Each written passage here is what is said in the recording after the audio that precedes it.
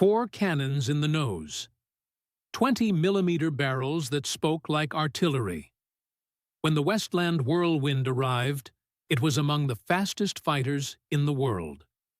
It was also one of the most heavily armed. 4 Hispano-Suiza HS.404 autocannons, all clustered forward. No gun convergence, no guesswork, just a single, devastating stream. In the mid-1930s, the Royal Air Force faced a hard truth. Sleek new bombers were getting faster. Firing windows were shrinking. Pilots needed more punch in less time.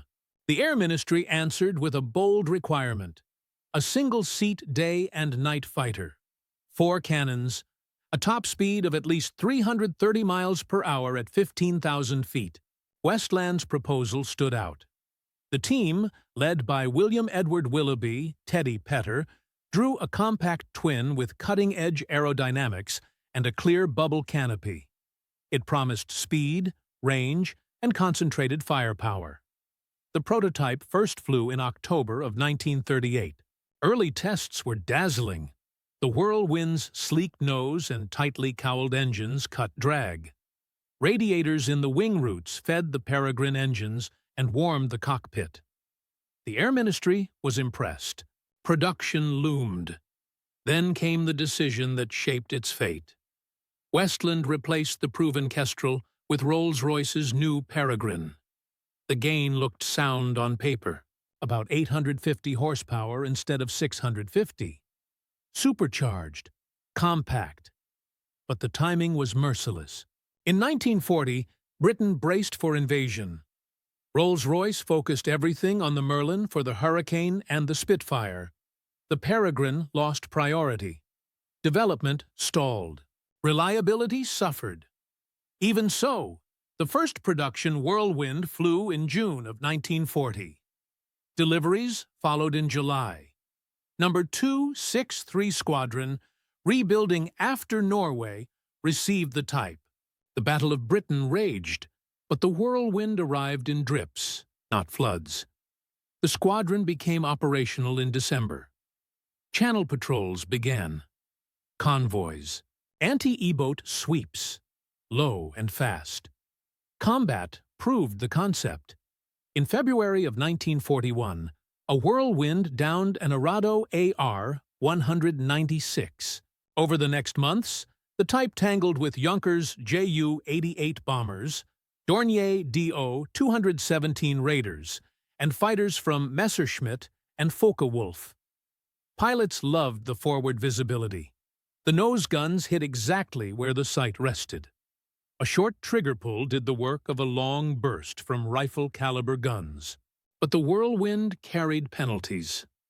High wing loading dulled low-speed maneuverability. The biggest problem was the engine. The Peregrine was underpowered when compared to the Merlin, and it was temperamental.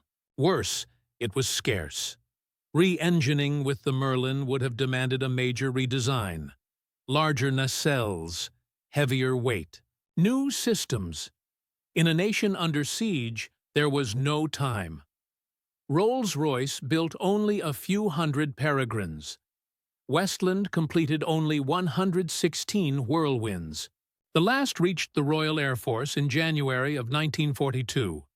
The type remained officially secret until 1942. The cannons still found work. Ground attack suited the aircraft. The Royal Air Force converted dozens with bomb racks for 2 500-pound bombs. Airmen called them whirly bombers. They tore into locomotives, bridges, and shipping across northern France. Number 137 Squadron specialized in rail cuts. The Whirlwind's speed at low altitude and steady gun platform made it a dangerous predator. The cannons sometimes jammed, a common early problem with the Hispano family, but when they ran, they shredded targets. Pilots described a fierce recoil and a satisfying, concentrated strike.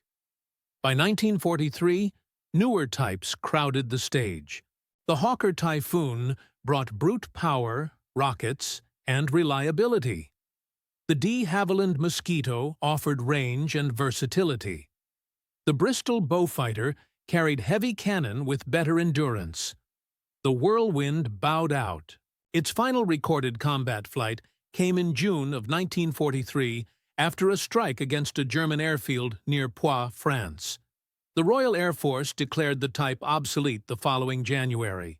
Pilots still spoke fondly of it. Sergeant G. L. Buckwell of No. 2, 6-3 Squadron called the Whirlwind great to fly. He said, "We were a privileged few." The lesson endures. A radical idea needs either time to mature or numbers to evolve. The Whirlwind had neither. Teddy Petter would later help shape jet classics, but his sleek cannon fighter became a footnote. Not for lack of vision. Because when the Whirlwind's 420mm cannons lit up, the air itself seemed to shake. In those seconds, it was everything the Air Ministry had imagined. Fast, focused, fearless,